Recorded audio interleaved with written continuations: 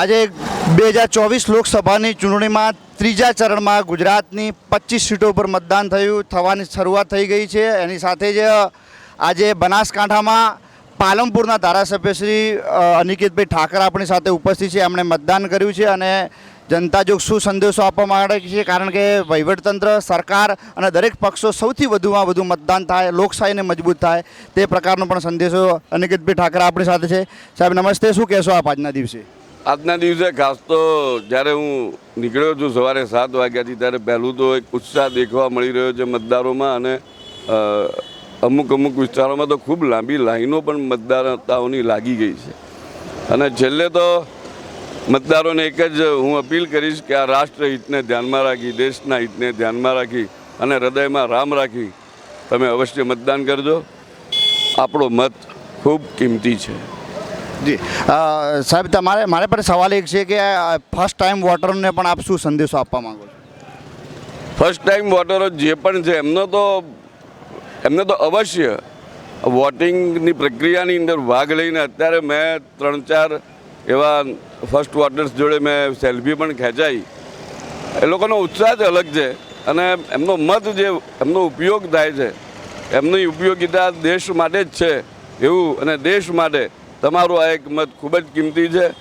અત્યારે નહીં પણ તમે કાયમી મતદાતા છો, ત્યારે આ દેશ માટે અવશ્ય મતદાન કરજો। ખાસ કરીને બનાસકાંઠાની વાત કરીએ તો કેવો અત્યારે માહોલ છે એ બાબતમાં?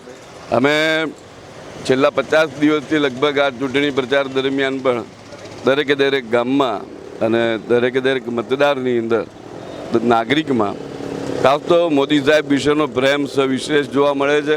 એમના વિશેની લાગણી પણ સવિશેષ જોવા મળે છે અને આ વખતે મતદારોએ મન બનાવી લીધું છે કે ફરી એકવાર મોદી સરકાર।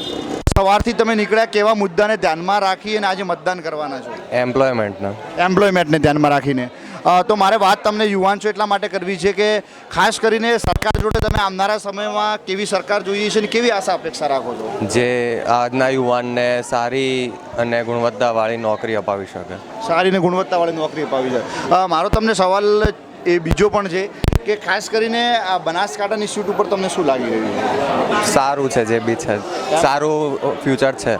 સારું ફ્યુચર છે તમને? ગુજરાતની ત્રીજા ચરણમાં ગુજરાતની 25 બેઠકો ઉપર મતદાન અત્યારે ચાલુ છે અને આપણે જોઈ શકીએ છીએ કે સવારથી જ ખૂબ લાંબી એવી કતારો, મતદારોમાં ઉત્સાહ જોવા મળી રહ્યો છે અને એ ઉત્સાહ લોકશાહીનો પાયો અને સ્તંભ મજબૂત કરવા માટે ક્યાંક એમનું યોગદાન હોય। આપણી સાથે કાકા છે, એમના દ્વારા જાણવાનો પ્રયાસ કરીશું। કાકા, શું નામ છે આપનું? મહેશકુમાર રાજુજી ઠાકોર। મહેશકુમાર રાજુજી ઠાકોર, કેવો માહોલ છે બનાસકાંઠામાં? બહુ જોરદાર છે માહોલ। જોરદાર માહોલ છે? જોરદાર માહોલ છે। તમે અત્યારે મતદાન કરવા કયા મુદ્દો તમે ધ્યાનમાં રાખીને મતદાન તમે કરશો? બસ અમારી સરકાર બીજેપીના લાવે। કોની સરકાર? બીજેપીની સરકાર। બીજેપીની સરકાર।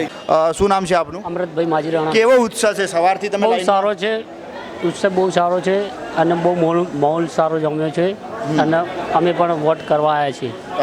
કેવો માહોલ છે ખાસ કરીને બનાસકાંઠામાં, તમે શું કહેશો? બનાસકાંઠામાં માહોલ તો આવો જ બહુ સરસ જ છે। કોનું પલ્લું ભારું છે તમે એ બાબતમાં? અમારે પલ્લું તો ભારું એમાં તો કહેવા જેવી છે નહીં વાત, એ તો જે પોતપોતાની વિશે। પણ તમે બીજા કયા મુદ્દાઓને ધ્યાનમાં રાખીને તમે આજે મતદાન કરશો? હું મતદાન ભાજપને। શું નામ છે આપનું? અમલેશભાઈ। અમરેશભાઈ, તમે મતદાન કરવા માટે પહોંચ્યા છો, કેવો લાગી રહ્યું છે તમને? સારો માહોલ છે। સારો માહોલ છે। ખાસ કરીને એવો કયા મુદ્દા કે કઈ સરકારને તમે ધ્યાનમાં રાખીને આજે મતદાન કરશો? સરકારના વિરોધ બોલવું હોય તો ગમે તે સરકાર આવે, એમાં વિરોધમાં જવું હોય આપણી પેલી કારકિર્દી। તમારો ઓપિનિયન હોય, નાગરિકનો હક અને અધિકાર છે એ વસ્તુ? હા, નાગરિકના હકના આધારે હું વોટિંગ કરવા આવ્યો છું, પણ કોઈ સરકારની છે ને પેલી નથી કરી શકતો હું, ચાહે કોઈ પણ સરકાર આવે, એ બંને સરકાર આપણી જ છે। કેવા મુદ્દાઓ તમને અત્યારે હાલની પરિસ્થિતિમાં શું લાગી રહ્યું છે? બધા મુદ્દાઓ સારા જ છે।